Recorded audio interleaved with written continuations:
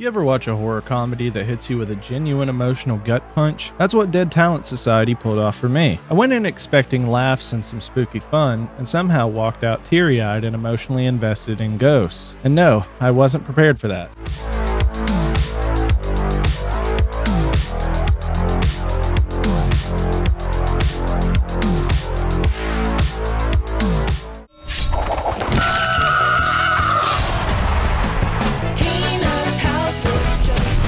现代的鬼号即将在此横空出世。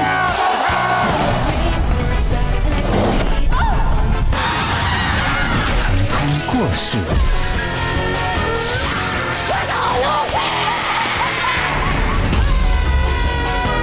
Dead Talent Society is a 2024 Taiwanese supernatural horror comedy directed by John Hsu, probably best known for his work on Detention. This time he's teamed up with an incredible cast including Gingle Wang, Sandrine Pinna, and Chen Bolin. Since landing on Netflix, the movie has picked up a lot of buzz, and between that and the wild premise, I knew I had to check it out. It's hard to find a perfect comparison, but if I had to throw something out there, imagine Beetlejuice and One Cut of the Dead had a weird and wonderful Taiwanese ghost baby. It's got that same chaotic energy, fourth wall nudging humor, and a surprising emotional core, but Dead Talent Society totally stands out on its own. Before we dive into the plot and what I thought of the movie, don't forget to hit that like button and subscribe for more horror and international film reviews. And if you want to support the channel directly, check out my Patreon. For just $1 a month, you can help keep things running, or for $5 a month, you can request a movie for me to review right here on the channel. Set in a fictional underworld where ghosts can linger in the mortal realm by competing to haunt humans, Dead Talent Society follows a rookie ghost played by Gingle Wang, who's still figuring out who she is in the afterlife. She's taken under the wing of a passionate and quirky agent played by Chen Bolin and teams up with a washed-up diva ghost played hilariously by Sandrine Pinna. Together they dive into the world of supernatural showbiz where scaring people is an art form and visibility, both literal and emotional, is everything. This movie is wildly original. I've seen plenty of ghost stories and horror comedies, but I've never seen this kind of story. It takes the concept of hauntings and turns it into a sort of existential performance art. And what caught me off guard was how emotional it gets. Sure, it's funny and fast-paced, but when it gets serious, it hits. There are a couple of moments that genuinely brought a tear to my eye, and that's not something I say often about a film that also features ghosts arguing over how to best terrify someone.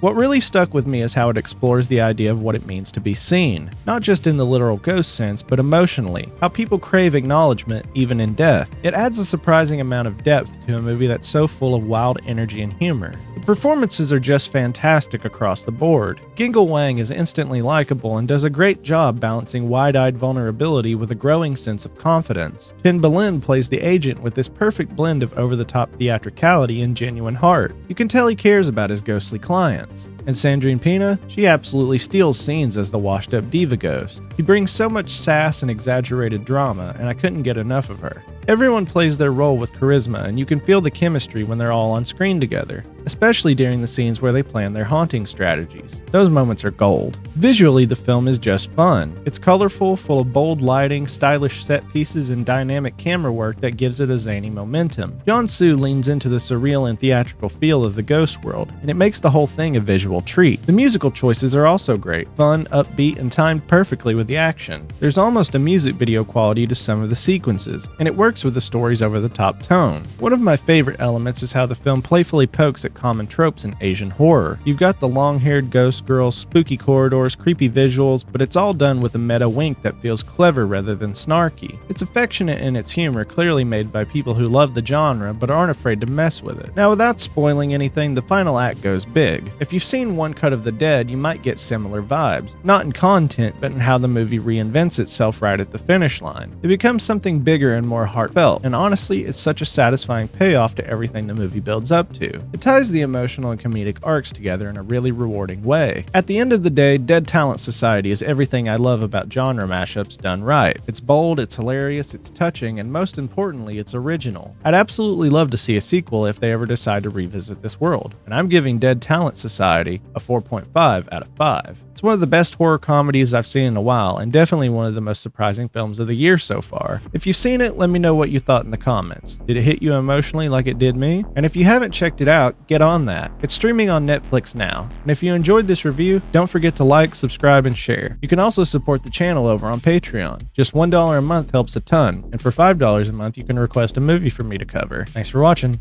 and I'll see you guys in the next one.